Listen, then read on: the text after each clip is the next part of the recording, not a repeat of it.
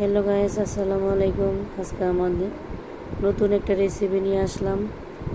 তালের পিঠা বানানো দেখাবো। শুরুতে তাল দিয়ে দিলাম 4 চামচ নারিকেল দিয়ে দিলাম, কোরানো নারিকেল দিয়ে দিলাম 4 চামচ। সামান্য দুধ দিয়ে নিব, জাল করা দুধ। 1 চিমটি লবণ দিয়ে দিলাম, নেড়ে দিব। নাড়াচাড়া দিয়ে অপেক্ষা করব বলক আসা পর্যন্ত। বলক এসে পড়েছে। চালের গুঁড়ো দিয়ে দিব 2 বাটি, ছোট 2 বাটি চালের গুঁড়ো দিয়ে দিলাম।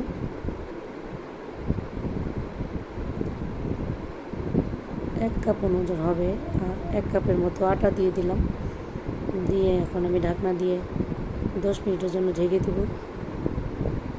10 মিনিট পরে আসলাম, নাড়াচাড়া দিয়ে দিব।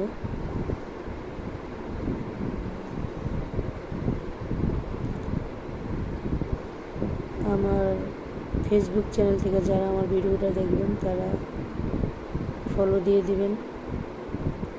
যারা ইউটিউব চ্যানেল থেকে দেখছেন তারা সাবস্ক্রাইব করে দিবেন, লাইক করবেন, শেয়ার করে দিবেন। আমি এখানে পাটা গুড় চুলায় দিয়ে দিলাম, হালকা পরিমাণ পানি দিয়ে দিলাম। গুড়টা গলিয়ে নিব। এখানে আমি আরও 2 বার নাড়া দিয়ে দিয়েছি। চালের গুঁড়োটা সিদ্ধ হয়ে গেছে। এখন আমি গুড়টার কাছে আবার আসলাম। গুড়টা গলানো হয়ে গেছে। এখানে আমি দুধটা দিয়ে দিব, সেই জাল করা দুধ। এখন সুন্দর করে নাড়াচাড়া দিয়ে দিব। নাড়াচাড়া দিয়ে গুড়টা মিশিয়ে নেব। 2টা এলাচ, একটু দারচিনি, একটু হালকা 1 চিমটি লবণ দিয়ে দিলাম। চালের গুঁড়োটা সুন্দর করে মথে নিব।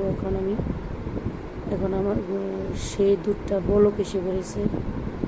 আমি এখানে একটু সয়াবিন তেল দিয়ে নিলাম, পিঠাটা বানিয়ে নিলাম। এখন চুলায় আমি একটা ফ্রাই প্যান বসিয়ে দিলাম, পরিমাণ মতো তেল দিয়ে দিছি। তেলটা গরম হয়েছে, পিঠাগুলো ঢেলে দিলাম।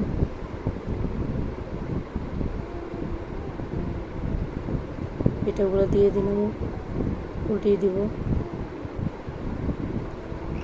উল্টিয়ে নেড়ে ছেড়ে ভেজে নিব। সবগুলো পিঠা আপনাদের ভাজা দিয়ে খেয়ে দিলাম। পিঠাগুলো ভেজে নিব, সবগুলো পিঠে ভাজা দেখাবো। এই হয়ে গেছে ভাজা। আর সেই আমার জাল করা দুধ, সেটার মধ্যে আমি দিয়ে দেব। আমার ইউটিউব চ্যানেলের নাম হলো নাজমা রান্নাঘর। সেখানে আপনারা সাবস্ক্রাইব করে দিবেন। আমার ভিডিওটা ভালো লাগলে কমেন্ট করবেন। ফেসবুক চ্যানেল থেকে কমেন্ট করবেন, এটা ফলো দিয়ে দিবেন। আল্লাহ হাফেজ।